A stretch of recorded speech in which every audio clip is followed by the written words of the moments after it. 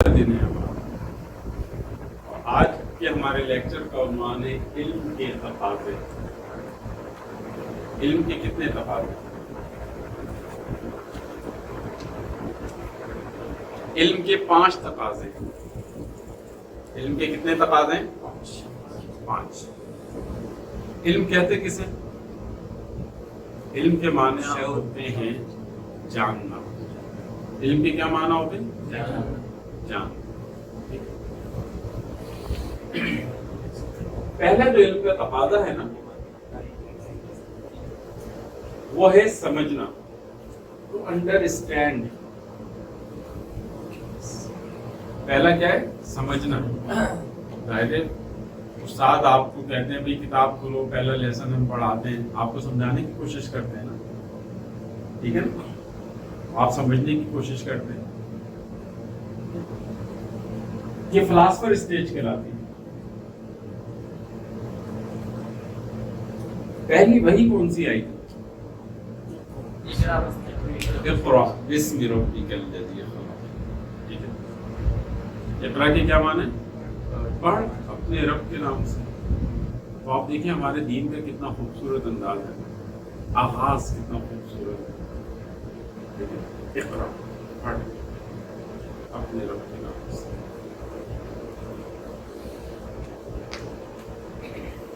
दूसरा स्टेज बसर करना। इल्म को हासिल किया है, अब उसको जिंदगी में हम अप्लाई भी कर रहे हैं। तो अप्लाई ऑन योर सेल्फ, ये इनिशियल स्टेज होती है। आपने इल्म को हासिल किया है, अब माशरे के अंदर आप उसको अप्लाई करते हैं। हकीकत जब खुलती है जब आप इल्म को अमल में लेकर आते हैं। आज देखें साइंस की जो इजादात है, केमिस्ट्री पढ़ते हैं, फिजिक्स पढ़ते हैं, तो आज जो इस कायनात के अंदर आप देख रहे हैं नई से नई चीज़ें आ रही हैं। आप कंप्यूटर साइंस का इल्म पढ़ते हैं तो उसकी एप्लीकेशंस हो रही है ना माशरे के अंदर, नई से नई चीज़ें आ रही हैं। गर्मी है तो आपने एसी ईजाद कर लिया ठंडक पहुंचाने के लिए। तो नित्य नई चीज़ों की जो गहमा गहमी है वो इस इल्म की बदौलत है। आप इल्म को सीख रहे हैं और आगे माशरे में उसको अप्लाई कर रहे हैं कि किस तरह इससे हम फायदा उठा सकते हैं। इसे तो हकीकत जब खुलती है जब हम इल्म को अमल में लेकर आते हैं। तीसरा स्टेज आगे पहुंचाना, टीच अदर्स। ये मास्टर स्टेज होती है, आगे पहुंचाते हैं। आपने अब सीख लिया है, आप मास्टर हो गए उसके, आपने कमांड हासिल कर ली। अब आप क्या करते हैं? उसको आगे दूसरों तक पास ऑन करते हैं। नबी महबूब सल्लल्लाहु अलैहि वसल्लम ने खुतबा हुज्जतुल विदा पर क्या फरमाया था? बल्लिगु अन्नी वलो आया। एक आयत भी अगर आपको आती है आप उसे दूसरों तक पहुंचाएं, जो यहाँ पर मौजूद नहीं है, जो गायब है, उन तक पहुंचाएं। मेरी और आपकी ड्यूटी है, हमारी ड्यूटी लगा दी नबी महबूब सल्लल्लाहु अलैहि वसल्लम कि आपको दीन का जितना इल्म है आप दूसरों तक अच्छे अंदाज से उसको पहुंचाने की कोशिश करें। ठीक है, तो क्या फरमाया? बल्लिगु अन्नी वलो आया, अगरचे एक आयत हो। ठीक है, कोई इंसान कह सकता है जनाब कि मैं तो आलिम नहीं हूं, मैंने तो दीन को इतना नहीं पढ़ा, ये तो आलिमों की जिम्मेदारी है। नहीं भाई, हर किसी की जिम्मेदारी है। आपको अगर नमाज के फर्ज आते हैं, नमाज गुस्ल का तरीका आता है, आप अपने दोस्तों को बता दें। हो सकता है किसी को नहीं आता, आपने सीखा है। अभी एहतिकाफ के अंदर थे, उसमें सीखा हमने। आप देखें अक्सरियत लोगों को वाजिबात नमाज याद ही नहीं, और फिर वो परेशान होते हैं नमाज के अंदर, कंफ्यूज हो जाते हैं, यार हमने ये कर दिया, पता नहीं नमाज हुई या नहीं। ठीक है ना, तो उन्हें अगर पता होगा कि भाई ये फर्ज है, इसके छूटने से नमाज नहीं होती, और ये वाजिबात नमाज है, इसके छूटने से सजदा साफ करेंगे तो नमाज कंप्लीट हो जाएगी, वो जो खामी है वो दूर हो जाएगी। ये तरीका बताया गया, तो हमने सीखा, आगे फिर हम उसको सिखाएं। ठीक है, तो ये मास्टर स्टेज है ना, ये तबलीग का काम है, तो ये मुझे और आपको करना चाहिए। 4थी स्टेज اس علم میں اپنی طرف سے اضافہ کرنا. ویلیو ایڈیشن یہ گریٹ ماسٹر اسٹیج ہے. علم کا ایک سفر ہے نا. نیوٹن نے، آئنسٹائن نے کچھ تھیوریز دی، پھر ان کے اوپر مزید کام ہوا اور کام ہوتا چلا جا رہا ہے نا. ٹھیک ہے نا جی. تو اس کے نتیجے میں کیا ہے کہ جو آنے والے سائنسدان ہیں، کوئی بھی علم ہے نا، تو وہ اس کام کو آگے بڑھا رہے ہیں. یہ چوتھا اسٹیج کہ اس علم میں ہم اپنی طرف سے اضافہ کر رہے ہیں. ظاہر ہے موٹر سائیکل آج سے 100 سال پہلے نہیں تھی، ایئر کنڈیشن آج سے 100 سال پہلے نہیں تھے، فریج ریفریجریٹر نہیں تھے. ٹھیک ہے نا جی. تو علم کو حاصل کیا گیا، اس سے فائدہ اٹھانے کے بارے میں سوچا گیا، ریسرچ کی گئی، مختلف تجربات کیے گئے، اور اس کے نتیجے کے اندر ہم نے اس علم کے اندر اضافہ کر دیا.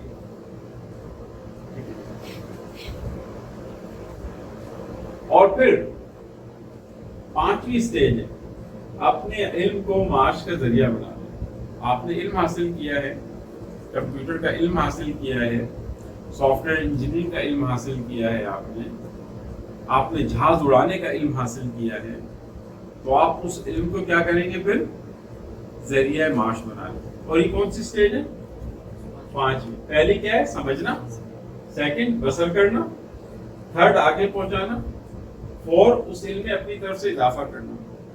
اب ایک سوال یہاں پیدا ہوتا ہے کہ جناب قرآن و حدیث، اس میں ہم کیا اضافہ کر سکتے ہیں؟ کیا اس میں اضافہ کر سکتے ہیں؟ ہم اس میں یہ اضافہ کر سکتے ہیں کہ اس کا ترجمہ و تفسیر لکھ لیں. ٹھیک ہے. اس کی شرح لکھ لیں حدیث کی.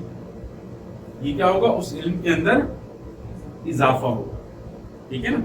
کہ نبی کے صلی اللہ علیہ وسلم نے جو حدیث بیان کی ہے اور اس کی جو شرح لکھی ہے، وہ لوگوں نے اسی طرح کام کو پڑھا ہے. شروحات لکھی ہیں، تراجم لکھی ہیں، تفاسیر لکھی ہیں، دین کے اور احکامات کو کھول کھول کے بیان کیا ہے. فتاوی ہیں. ٹھیک ہے. ابھی فتاوی کی ایک کتاب آئی ہے اور مجموع الفقہ، اور یہ کویت کے اندر کام ہوا تھا. تمام دنیا کے علماء جو چوٹی کے تھے وہ ان کا اجلاس ہوتا تھا اور پھر اس پر کام ہوتا تھا. جدید مباحث اس کے اندر پیش آتے تھے، ان کا حل کیا ہے، یہ سارا کچھ ہوتا تھا. تو عربی زبان کے اندر وہ کتاب تھی. ابھی لاسٹ ایئر کو اردو زبان میں پبلش ہوئی پاکستان میں. میں نے وہ کتاب دیکھی ہے اور اس کی 50 جلد. کتنی؟ 50 والیومس. 50 والیومس کے اندر 20 سال ترجمہ ہوا ہے اس کتاب، عربی سے اردو میں ٹرانسلیٹ ہوئی، اور کویت کی گورنمنٹ نے پیمنٹ دی ہے، اس کا ترجمہ کرایا ہے بائی کاسٹ. تو یہ کیا کیا انہوں نے؟ اس علم میں اپنی طرف سے اضافہ کر دیا، چیزوں کو آسان انداز میں پیش کیا. 5ویں چیز اپنے علم کو معاش کا ذریعہ بنانے. علم آپ نے حاصل کیا ہے، آپ اس کی بنیاد پہ کوئی جاب کر لیتے ہیں. یاد رکھیے گا پہلے زمانے کے اندر یہ تھا، مسلمانوں نے علم کو معاش کا ذریعہ کبھی بھی نہیں بنایا. ٹھیک ہے. پہلے زمانے کا جو لائف اسٹائل تھا وہ یہ تھا کہ ہنر علیحدہ ہوتا تھا، علم علیحدہ ہوتا تھا. کسی نے لوہار کا کام سیکھا ہے، کسی نے حلوائی کا کام سیکھا ہے، کسی نے بڑھئی کا کام سیکھا ہے، کسی نے عمارت بنانے کا کام سیکھا ہے. آج جس دور کے اندر ہے تو ہر چیز کی ایک مدون شکل ہمارے سامنے ہے. ٹھیک ہے. آج آپ بڑی بڑی بلڈنگز ڈیزائن کرتے ہیں تو سول انجینئرنگ پڑھ لیتے ہیں آپ. ٹھیک ہے. اسی طرح ہر شعبے کا آج علم ایک مدون شکل کے اندر ہے اور اس کی ڈگری جو ہے نا وہ دی جائے. پہلے زمانے کے اندر یہ تھا کہ علم علیحدہ رکھا ہے. ٹھیک ہے. کتاب و سنت کا علم ہے، طب کا علم ہے، یا اور بہت سارے دیگر علوم مسلمانوں نے ایجاد کیے، ان کو علیحدہ رکھا اور اپنا ذریعہ معاش کسی اور چیز کو بنایا.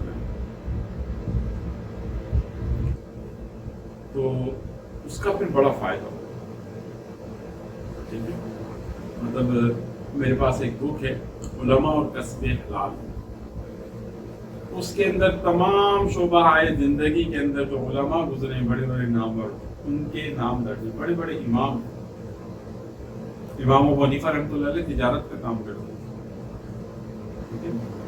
بڑے بڑے آئمہ, بڑے بڑے علماء جو پیدا ہوئے, انہوں نے علم کو علیحدہ رکھا اور ذریعہ مال کہ جس سے کچن کا خرچ چل سکے, ہماری زندگی کا گزر سفر ہو سکے. کوئی نہ کوئی کام کرتے تھے, کوئی تجارت کرتا تھا, کسی نے دکان کھول لی, کسی نے کچھ کیا.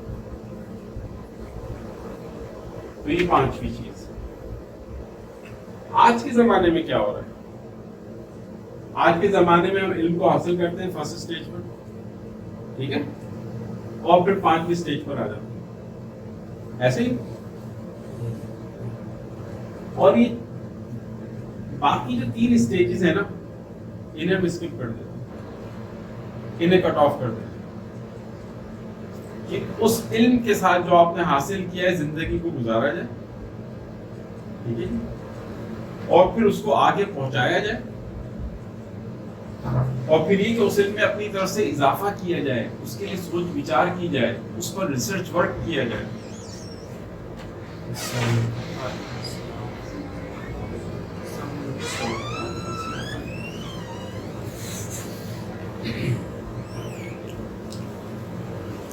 آج ہم علم کو حاصل کرتے ہیں اور 5ویں اسٹیج پر آ جاتے ہیں. کون کہ اب ہمارے ہاتھ میں ڈگری ہے, کاغذ کا پرزہ ہے, اس کی بنیاد پہ ہمیں جاب ملنی چاہیے, اور جاب ہمارا حق ہے کیونکہ ہمارے پاس ڈگری ہے. تو آج ہم علم کو حاصل کر رہے ہیں اس لیے کہ ہمیں نوکری ملے, اور نوکری ہمارے معاشرے کے اندر 5% ہے. اور جو ہمارے کالج یونیورسٹیز سے جو ہمارے بہترین قسم کے نوجوان نکل رہے ہیں, 90-95%, 5-10% کو نوکری مل جاتی ہے, 90% کو نہیں ملتی. کیونکہ ہمارے ملک کا المیہ یہ ہے کہ آج حکومت وقت جو ہے نا وہ لنگر خانے کھول رہی ہے, ٹھیک ہے, کارخانے نہیں کھول رہے. کارخانے بنائیں. دنیا کی قوموں کی آپ تاریخ پڑھیں, چائنا نے ترقی کی ہے نا, کیسے کی ہے؟ انڈسٹریز لگائی ہیں. انڈسٹری جب لگتی ہے, ایک کارخانہ جب لگتا ہے تو اس سے 1000 گھروں کے چولہے جاتے ہیں. سامان لانے والا, لے جانے والا, مشینری فٹ ہوگی, کوئی اس میں کام کریں گے, کوئی اس کی پروڈکشن ہوگی, کوئی اس کا خام مال آئے گا, را مٹیریل آئے گا, ٹھیک ہے نا جی, باہر سے منگوایا جائے گا, ادھر سے منگوایا جائے گا. تو آپ دیکھیں گے کہ اس کے اندر بہت سینکڑوں کی تعداد میں لوگ انوالو کریں گے. ایک صرف آپ دیکھیں, ہم اس وقت کھڑے ہیں گڈو پاور ہاؤس میں, ٹھیک ہے نا, آپ کو یہاں پورے پاکستان کے افراد مل جائیں گے, ٹھیک ہے نا, ایک پاور ہاؤس, اور آپ کو پورا پاکستان یہاں مل جاتا ہے, ہر شہر کا بندہ مل جاتا ہے یہاں. تو قوموں نے جو ترقی کی ہے نا, وہ انڈسٹریز کو فروغ دیا, علم کو حاصل کیا, اس علم کو بروکار لے کر آئے, اس سے لوگوں کو فائدہ کیسے ہو, ٹھیک ہے نا جی, لوگوں کو روزگار کیسے ملے. آج جو ہمارے نوجوانوں کے اندر فرسٹریشن ہے, اس کی وجہ یہ ہے کہ وہ علم کو شعور کے لیے تو حاصل نہیں کر رہے. علم کو اس لیے حاصل کر رہے ہیں کہ اس کی مارکیٹ کے اندر ایک اچھی ویلیو ہے, کوئی اچھی جاب مل جائے گی, ٹھیک ہے نا. تو آپ دیکھیں نا, ہمارے یہاں رجحان چینج ہوتا ہے نا. پہلے تھا انجینئرنگ کا, پھر میڈیکل کا شروع ہوا, پھر جناب یہ ہوا کہ اچھا MBA کر لیتے ہیں, پھر اچھا نہیں BBA کر لیتے ہیں, پھر کمپیوٹر سائنس آ گئی, پھر کہتے ہیں نہیں IT کا دور ہے, پھر آگے آ رہا ہے کہ ڈیجیٹل کا دور ہے. تو انسان کہتا ہے یار اس میں اچھی جاب مل جاتی ہے, اس میں پیسے بڑے ملتے ہیں نا, تو ہم اس کی طرف پھر اس فیکلٹی کی طرف بڑھاتے ہیں. یار اس کے اندر پیسے اچھے, جب پیسے نہیں ملتے, جب جاب نہیں ملتی, تو ہم فرسٹریشن کا شکار ہوتے ہیں.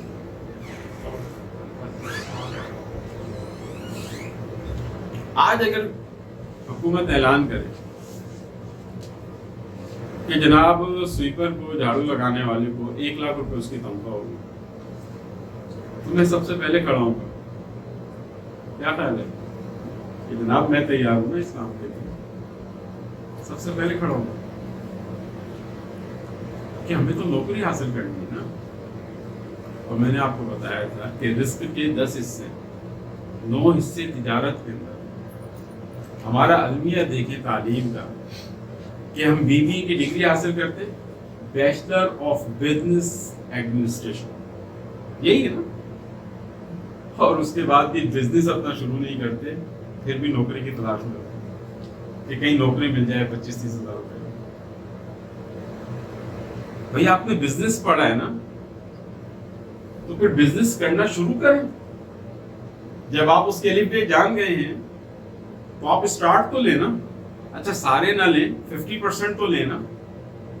ٹھیک ہے جی، چلے بھائی بہت سارے لوگوں کے پاس سرمایہ نہیں ہوگا، اسٹارٹ اپ نہیں ہوگا، یہ 50% تو ہے ہو نا. مگر ہمارے یہاں ہر علم جو بھی حاصل کر رہا ہے، جو پڑھا رہے ہیں، ان کی بھی سوچ یہ ہے کہ ان کو بابو بنانا ہے، انہوں نے کہیں نہ کوئی نوکری حاصل کرنی ہے. ٹھیک ہے. اور وہ جو کانسیپٹ تھا کہ ہم نے خدمت کرنی ہے، ہم نے اس علم کے اندر آگے جو ہے نا پھیلانا ہے، اس کے اندر زندگی بسر کرنی ہے، اس کے اندر اپنے آپ کو مضبوط کرنا ہے، وہ ساری چیزیں چلی. آپ دیکھیں یہودی کیا کر رہے ہیں. انہوں نے اپنے اوپر فرض کر لیا ہے کہ ہم نے PhD لازمی کرنی ہے. دنیا کے اندر آپ دیکھ لیں، جس ادارے کو دیکھ لیں، یہودیوں نے کنٹرول کیا. سب سے ٹاپ کی ڈگری ہے نا PhD. ان کے یہاں ہر بچے کو بس ان کو یہ کہ PhD کرو، PhD کرو، PhD کرو لازم. اور پھر دنیا کے اندر چھا ہم علم کے اندر پیچھے. 5.5 کروڑ بچے ہمارے یہاں اسکول جاتے ہیں. ہمارے یہاں پرائمری اسکولز کی تعداد امریکہ سے زیادہ. اور ہمارے یہاں ٹیلنٹ ہے. ایک اچھی لیڈرشپ ہمیں مل جائے نا. ٹیلی نور کے CEO سے پوچھا گیا پاکستان کے اندر کیا مسئلہ ہے، کیا ایجوکیشن کا مسئلہ؟ اس نے کہا نہیں، پاکستان میں 203 یونیورسٹیز کام کرتی ہیں، 203 یونیورسٹیز، ایجوکیشن کا ایشو نہیں. ٹیلنٹ کی کمی، اس نے کہا پاکستان کے ٹیلنٹ کو ہم دنیا کے 40 سے زائد ممالک میں استعمال کر رہے ہیں. ٹیلنٹ کا مسئلہ نہیں ہے، ایک اچھی لیڈرشپ آ جائے جو اپنی قوم کو آگے نکال کے لے جائے. چائنا ہمارے بعد آزاد ہوا ہے اور ہم سے آگے نکل گیا. 56 کے اندر وہ حبیب بینک کی عمارت کو یوں دیکھتے تھے، وہ کیا عمارت ہے یار، شاہکار نمونہ حبیب بینک کی جو عمارت ہے کراچی میں. ٹھیک ہے. مگر ایک اچھی لیڈرشپ آئی. وہ جس کو دنیا میں کہا جاتا تھا کہ یہ افیونی ہے، یہ تو ہمیشہ ٹن رہتے ہیں، یہ قوم تو کسی کام کی نہیں ہے. آج دیکھیں وہ قوم سپر پاور بن گئی. سید مودودی رحمۃ اللہ علیہ فرماتے ہیں، انہوں نے تاریخ کا جب مطالعہ کیا تو انہوں نے دیکھا کہ اللہ کیا کرتا ہے. کبھی یونان کو عروج تھا، کبھی عربوں کو عروج تھا، کبھی کسی اور قوم کو عروج تھا، کبھی کسی اور قوم کو عروج تھا. تو انہوں نے جو اس کا خلاصہ نکالا نا، وہ یہ تھا کہ اللہ اس قوم کو عروج دیتا ہے جو علم کو حاصل کرتی ہے، علم کی بنیاد پہ قومیں ترقی کرتی ہے. اور پھر کیا ہوتا ہے کہ وہ دنیا کو دینے والے بن جاتے ہیں. جب آپ دنیا کو دینے والے بن جاتے ہیں، اللہ تعالیٰ آپ کو امامت کی سیٹ پہ بٹھا دیتے ہیں، کیونکہ آپ دے رہے ہیں نا، دوسرے آپ سے مانگ رہے ہیں. چائنا کے پیچھے کیوں ہے پوری دنیا؟ آج وہ دنیا کی چھوٹی سے چھوٹی چیز بنا رہا ہے، بڑی سے بڑی چیز بنا رہا ہے، کم کاسٹ میں بنا رہا ہے. آپ اپنے ملک میں اس کاسٹ میں بنا ہی نہیں سکتے. بچوں کی کتابیں کاپیاں باہر سے آ رہی ہیں، پینسل ربڑ تک باہر سے آ رہے ہیں. کیا ہمارے ملک میں ٹیلنٹ نہیں ہے؟ مگر آپ یہاں بناتے ہیں تو کاسٹ زیادہ پڑتی ہے. انہوں نے ٹیکسز کم کیے ہیں، انہوں نے اپنی لیبر کے لیے اور بہت ساری فیسلٹیز فراہم کی ہیں. آج دیکھیں کسی بھی قوم کو آپ دیکھیں، سید مودودی رحمۃ اللہ علیہ فرماتے ہیں جب آپ لوگوں کو دینے والے بن جاتے ہیں، اللہ تعالیٰ آپ کو ڈرائیونگ سیٹ کے اوپر بٹھا دیتا ہے. دنیا آپ سے لینے والی بن جاتی. کل تک جاپان کا سکہ تھا، جاپان کا نام تھا، ٹیکنالوجی کے اندر، پھر امریکہ آ گیا، یورپ آ گیا، جرمنی آ گیا، اور آج چائنا آ گیا۔ اچھا یہ بات بھی یاد رکھیے گا نا کہ ہم مطلب کیوں نہیں آگے بڑھتے، اس کی وجہ خوف بھی ہوتا ہے، کاروبار کروں گا تو فلاپ نہ ہو جائے۔ یہ جملہ لکھا ہوا ہے، failure not failure is part of success.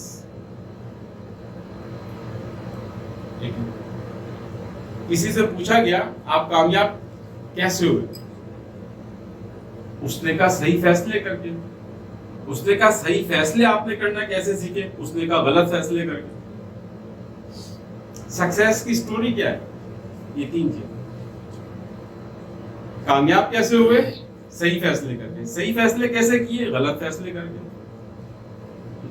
آپ کو پتہ لگ گیا یہ میرا غلط فیصلہ ہے، پھر آپ کامیابی حاصل کر لیں۔ مگر کیا ہونا چاہیے آپ کے اندر؟ ٹھیک ہے، ایک تو یہ کہ استقامت ہونی چاہیے، اور آپ مسلسل ایک کام میں لگے رہیں، پھر جا کے جو کامیابی ہے نا وہ حاصل ہوتی ہے۔ آپ دیکھیں دریا چٹانوں کو کاٹ کے رکھ دیتے ہیں، دریا کی جو لہریں ہیں، چٹانوں کے اندر جو کٹاؤ ہوتا ہے کس کی وجہ سے ہوتا ہے؟ دریا کی استقامت کی وجہ سے۔ لہریں ٹکراتی رہتی ہیں، ان میں کٹاؤ پیدا ہو جاتا ہے، اور روانی ہوتی ہے، رکتی نہیں ہے، سر پھوڑتی رہتی ہے، کوئی مسئلہ نہیں، ایک وقت آئے گا ہم اس کو کاٹ کے رکھیں گے، اور پھر جو ہے وہ کہیں نہ کہیں اپنا رستہ بنا لیتے ہیں۔ آپ دیکھیں بچہ، کہتے ہیں ریسرچ ہوئی کہ بچہ 200 مرتبہ گرنے کے بعد چلنا شروع کرتا ہے۔ گریں گے آپ مگر پھر الٹے، وہ طفل ہی کیا گرے جو گھٹنوں پہ بن جائے۔ گرتے ہیں شہ سواری میدان جنگ کے، انسان کیسی طرح ہو پروسیس۔ اچھا ہم نتیجے کے اوپر فوکس کرتے ہیں نا، کہ آج ہم نے دکان کھولی ہے اور ہم 1 لاکھ روپے کمانا شروع کر دیں، یار برابر والا بھی تو کما رہا ہے نا بھائی، اس نے دکان کھولی ہے، 20 سال اس کو لگے اس اسٹیج پر آنے میں، ارننگ کی اس لیول پر، گاہک کا قدم، اس کا انداز، بیہیویئر، اور اس کو 20 سال لگے، تو آپ کو تو ابھی 2 مہینے ہوئے، تو آپ اس کے لیول پر تو آپ کی سیل نہیں آ سکتی نا، آپ کو ٹائم لگے گا نا، آپ سیکھیں گے نا، کسٹمر اپنے کسٹمرز بنائیں گے، اس میں ٹائم لگے گا۔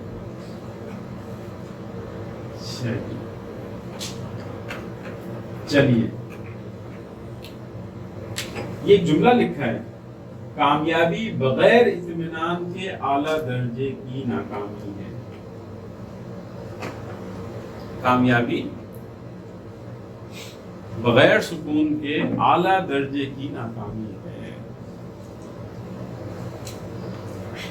ہمارے ذہن میں جو مڈل کلاس ہے نا، اس کے ذہن میں ہوتا ہے یار بس ایک اچھی سی جاب مل جائے، یا چل کاروبار بھی کرے تو خرچے پورے ہو جائیں ہمارے، اور کچھ تھوڑا سا بچ جائے ہمارے پاس، ہم امیر ہو گئے، اور پھر دنیا جنت بن گئی ہماری۔ مگر یہ انسان جو ہے نا خالی رہتا ہے۔ کل میں نے آپ کو ایک جملہ سنایا تھا کہ خواہشات ضروریات فقیر کی بھی پوری ہو جاتی ہیں، خواہشات بادشاہ کی بھی پوری ہو جاتی ہیں۔ کئی سال پہلے ایک شخصیت کا انتقال ہوا، اس کا نام تھا پولیو اوناسس۔ یہ دنیا کے ٹاپ 10 میں اس کا شمار ہوتا تھا۔ اس کے اپنے شپنگ جہاز اور مختلف قسم کی کمپنی، ان کے اپنے جزیرے اپنے، ٹھیک ہے، اور اس کا انتقال ہو گیا۔ انتقال ہونے کے بعد BBC پر ڈاکومنٹریز آئیں اس کی زندگی کے بارے میں، تو دنیا کو پتہ چلا کہ اس کو ایک بیماری تھی۔ وہ بیماری یہ تھی کہ جو پلکیں ہیں نا، کھول بند نہیں کر سکتا، اعصاب کمزور ہو گئے ہوں۔ تو ایک انٹرویو کرنے والے نے اس سے انٹرویو کیا کہ آپ کی کوئی خواہش؟ سب کچھ ہے آپ کے پاس، اربوں ڈالر کے مالک ہیں آپ، کوئی خواہش؟ اس نے کہا ایک خواہش. اس نے کہا کہ یہ میں اپنی پلکیں جو ہے نا ایک مرتبہ خود کھولنا چاہتا ہوں اور بند کرنا چاہتا ہوں. وہ کیا کرتا تھا؟ پلکیں اٹھاتا تھا، ٹیپ لگا دیتا تھا. اس نے علاج بھی کرایا ہوا تھا مگر کوئی علاج کامیاب نہیں ہوا. تو انٹرویو کرنے والے دوسرا سوال، اگر کوئی یہ شخص کر دے آپ اس کو کیا انعام دیں گے؟ اس نے کہا اپنی ساری دولت دے دوں گا اس کو. میں نے اور آپ نے تو کبھی شکر بھی ادا نہیں کیا ہوگا کہ یہ پل کے کھلنا اور بند ہونا بھی نہیں بند، آٹومیٹک کھلتی ہے نا، بند ہوتی ہے 20-25 مرتبہ ایک منٹ کے اندر، 20-25 مرتبہ کھلتی بند ہوتی ہے بغیر کسی دقت کے، بغیر اس کو کمانڈ دیے. کہ ہمیں کمانڈ بھی دینی نہیں پڑتی نا، پاؤں کو تو کمانڈ دینی پڑتی ہے نا کہ بھائی چلنا ہے، فٹ بال کھیلنے کی طرف جانا ہے یا مسجد کی طرف جانا ہے یا جاب کی طرف جانا ہے یا کوئی سودا لینے جانا ہے. آپ دیکھیے تو بغیر اس کے اللہ نے ایسا شٹر دیا خود بخود کھلتا ہے، خود بخود آٹومیٹک بند ہوتا ہے. اور وہ کہتا ہے صرف ایک مرتبہ. جیکول اینڈ کینیڈی، امریکی صدر جان ایف کینیڈی کو گولی ماری گئی تھی، اس کی بیوہ سے اس نے شادی کی. دنیا کے ٹاپ 10 میں شمار. اس کی بیٹی کرسٹینا اوناسس تھی. اس کی بچی نے کہا کہ ماما مجھے جو نا وہ زو دیکھنا ہے. اس نے کہا زو یہی بنا دیتے ہیں. جزیرے پر ہی اس نے تمام جانور منگوا لیے، زو وہی بنا دیا بچوں کے لیے. بیٹا دیکھو. اور اس نے خودکشی کیا کیا؟ خودکشی کی. اس کو ہم شعور کے جو درجے ہیں نا، کل کا جو لیکچر ہے اس کے اندر پھر وہ ٹاپک آئے گا. انسان خودکشی کیوں کرتا ہے؟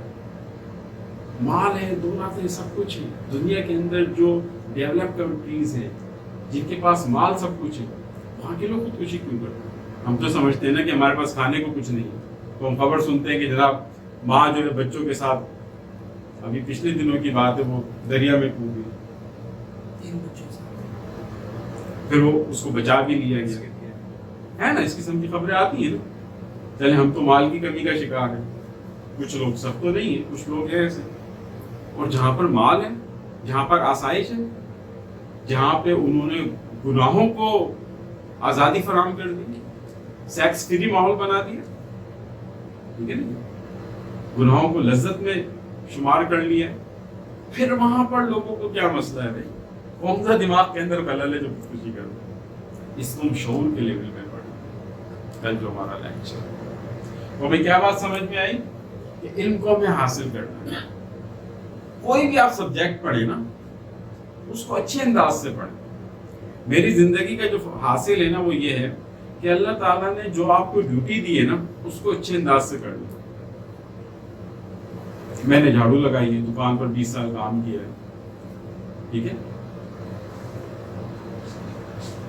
کتابیں صاف کی ہیں، شیلف صاف کیے ہیں، پانی بھر کے لاتا تھا، یہ ساری چیزیں کی. آپ کو جو ڈیوٹی ملی ہے بس اس کو اچھے انداز سے کریں تو اللہ آگے پروموشن کر دیتا ہے. ہمارے ذہنوں میں کیا ہوتا ہے؟ ہم جب مار کے ہائی لیول کے اوپر جانا چاہتے ہیں. ایک نیچرلی پروسیس ہے نا، سیڑھی ہے جو ہے، آپ 1 by 1 اوپر جائیں گے نا. چھکا ہر بال پہ تو نہیں لگتا ہے نا، ٹھیک ہے نا.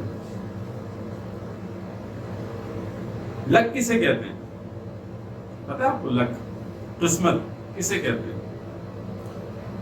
اس کی ڈیفینیشن یہ ہے کہ تیاری اور موقع سیم ہو جائے. آپ نے امتحان دینا ہے، آپ تیاری کر رہے ہیں اور وہ سوال آ گئے جو آپ کو یاد تھے. آپ کہتے ہیں یار میں بڑا لگ گیا، میں نے جو ہے نا بس تیاری تھوڑی سی کی مگر مجھے سارا پیپر آ گیا. میرے ایک دوست، انہوں نے CSS کا ایگزام دیا، اپنے طور پہ تیاری کی، فیل ہو. میری ان سے بات ہو رہی تھی، میں نے کہا کیا وجہ ہے؟ کہنے کی بات یہ ہے کہ اگر میں نے کتاب کے 95 سوال یاد کر لیے، 5 سوال یاد نہیں کیے کہ یہ غیر ہیں، یہ نہیں آئیں گے، اور وہی آ گئے، تو تو میں نالائق تو نہیں ہوں. جب آپ تیاری کرتے ہیں تو علم تو حاصل کرتے ہیں نا. Failure not failure is part of success. وہ علم آپ کو کہیں اور کام دے گا. تیاری اور موقع میچ کر جائیں اسے کہتے ہیں لک, قسمت کہتے ہیں. اور قسمت اپنے ہاتھ سے لکھنا سیکھے. اللہ نے آزادی دی ہے نا آپ کو, ٹھیک ہے نا, اپنے ہاتھ سے لکھنا سیکھے. اچھی چوائسز رکھیں اپنی, آگے نکل جائیں. کیونکہ اللہ کسی کی محنت کو رائے گا نہیں کرتا. علم کو حاصل کرنا ہے, اچھے انداز سے پڑھیں. ٹھیک ہے, آپ کوئی جاب کرتے ہیں اس کو اچھے انداز سے کریں, آگے آپ کی پروموشن ہو جائے گی. آپ کا جو بھی اللہ نے آپ کی ڈیوٹی لگا دی ہے نا, ایون یہ کہ اگر آپ ریڈی لگاتے ہیں کوئی اور وہ اچھے انداز سے ریڈی لگاتا ہے, کہاں کو اس سے اچھے انداز سے بات کرتا ہے, ٹھیک ہے جی, ایمانداری کے ساتھ کام کرتا ہے, تو آپ دیکھیں اس کے اوپر رش ہی رش ہو. آپ باہر دیکھیں, کلوڑ کی شاپ ہے اور میں دیکھتا ہوں میں کہاں جا رہا ہوں, یار وہ صابن لانا ہے. ادھر جاتے ہیں, موٹر سائیکل بگاتے ہیں, شیمپو لانا ہے, آپ یہاں سے بھی لے لیں. تو اس کی تو ریٹ فکس ہے نا, ٹھیک ہے. آپ نے ہیڈ اینڈ شولڈر لینا ہے, سنسلک لینا ہے, تو وہاں بھی اتنے کا ملے گا, یہاں بھی اتنے ملے گا, مگر ان کی ڈیلنگ اچھی ہے. نماز کے وقت جو ہے نا وہ آپ دیکھیں دکان بند کر دیتے ہیں, لوگ باہر کھڑے ہو, برابر میں شاپ ہے اس سے لینا گوارا نہیں کرتے. کیا چیز ہے, کیا برابر میں شاپ ہے, دو تین نا, لوگ نہیں لے رہے ہوتے, کھڑے ہوتے, آئے گا کھولے گا تو پھر دے گا.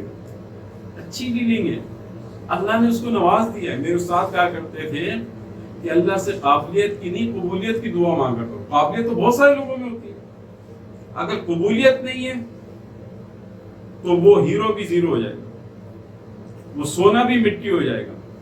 اور اگر اللہ کے یہاں قبولیت ہو گئی تو وہ مٹی کو بھی ہاتھ لگائے گا, وہ سونا ہو جائے گا. اللہ سے قابلیت کی نہیں قبولیت کی دعا مانگا کرو. قابلیت کو حاصل کریں. اس کا یہ مطلب نہیں ہمارے اندر اسکلز نہیں ہونی چاہیے, ہونی چاہیے اسکلز, بہتر سے بہتر اسکلز کو حاصل کریں, مگر قبولیت کی بھی تو دعا مانگے نا. ابراہیم علیہ السلام خانہ کعبہ بنا رہے ہیں, بیٹے کے ساتھ ہیں, وہ بھی نبی وہ بھی نبی, بیت اللہ تعمیر کر رہے ہیں. کتنا بڑا کام ہے نا, اللہ کا گھر بیت اللہ تعمیر کر رہے ہیں, ٹھیک ہے, بڑی نہیں کی. اور کیا رہے ہیں, ربنا تقبل منا انک انت السمیع العلیم. اے اللہ اس کو قبول کر لے ہمارے اسلام میں. نبی ہیں, چنے میں دونوں ہیں, مٹی پتھر گارا رکھ رہے ہیں, اور دعا یہ مانگنے کہ اللہ اس کام کو قبول کر لے. بس اللہ سے دعا کر لیا کریں. پھر دعا مانگنے سے کیا ہوتا ہے, انسان کے اندر عاجزی آ جاتی ہے, نہیں تو انسان غرور میں مبتلا ہو جاتا ہے. تو رب کریم سے دعا ہے مجھے اور آپ کو ان باتوں پر عمل کرنے کی توفیق عطا فرمائے. آج پھر ہم جو ہے وہ ایکسرسائز شروع کریں گے, ٹھیک ہے.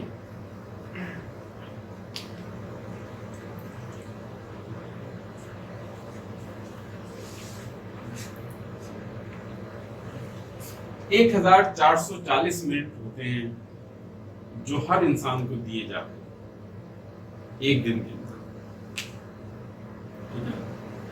24 گھنٹے کا ایک دن ہوتا ہے,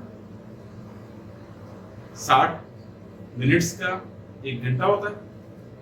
اس کو جب آپ منٹس میں ڈیوائڈ کریں گے, ٹھیک ہے جی, 24 گھنٹوں میں 1440 منٹ یہ آپ کو ملتے ہیں,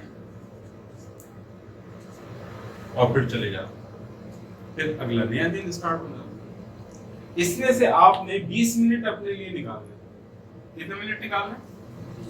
20 منٹس, ٹھیک ہے. اور آج ہم کریں گے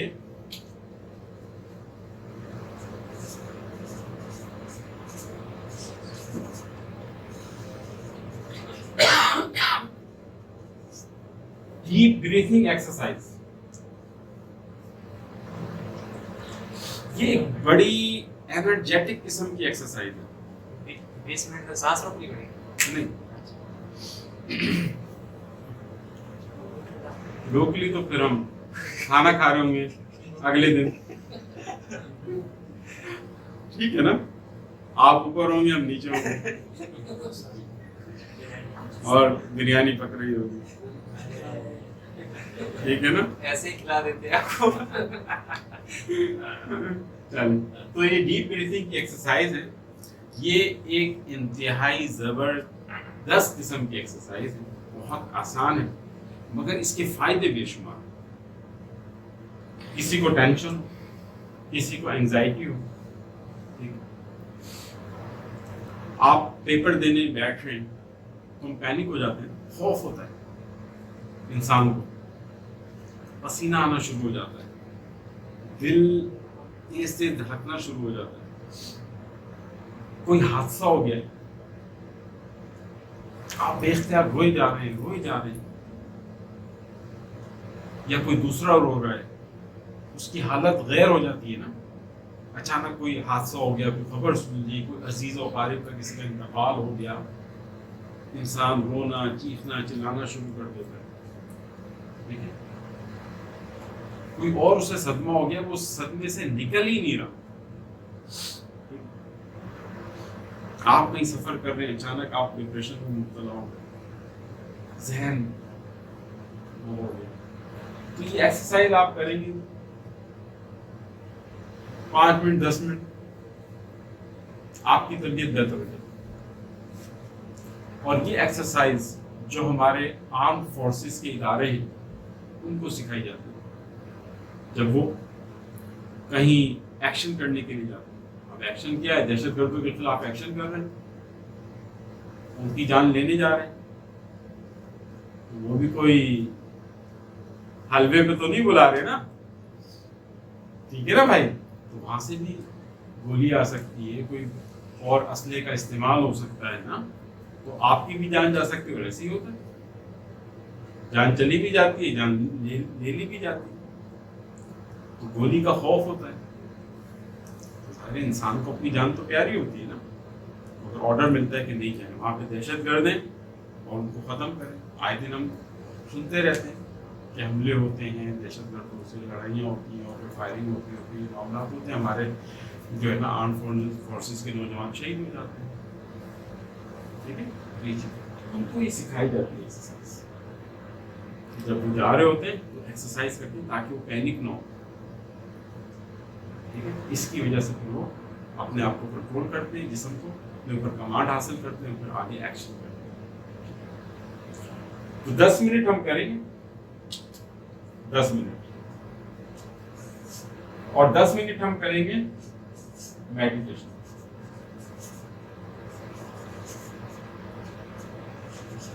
اسے کہا جاتا ہے مراقبہ. یہ پرانی صدیوں پرانی ایکسرسائز ہے. آپ نے سنا ہوگا اہل تصوف مراقبہ کرتے. نبی محمد صلی اللہ علیہ وسلم غار ہرا جاتے تھے،